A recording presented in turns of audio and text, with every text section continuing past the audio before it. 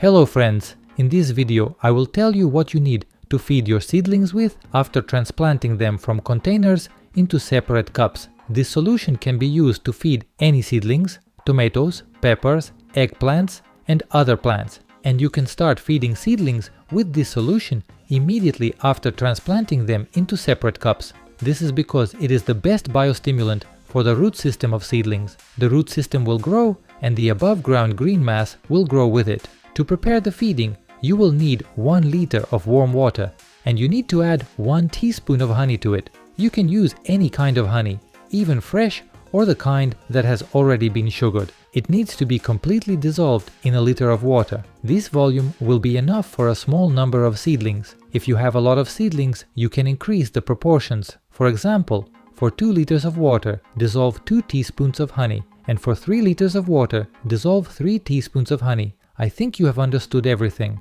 It is also advisable to use this solution immediately, not to leave it for later. I use 30 to 50 milliliters of this fertilizer per plant. It all depends on the volume of the cup as well as how moist the soil is. Why is it so useful for seedlings? Honey is 80% sucrose, fructose and glucose, and this is exactly what the root system needs to increase its volume and thus build up a large green mass. Seedlings will become thicker, leaves will be larger, and you will get a very large harvest from such seedlings at the end of the season. You can use such fertilization once every 14 days until we plant the seedlings in open ground or in a greenhouse. But it is better to use different fertilizers so that the plant receives a full range of nutrients.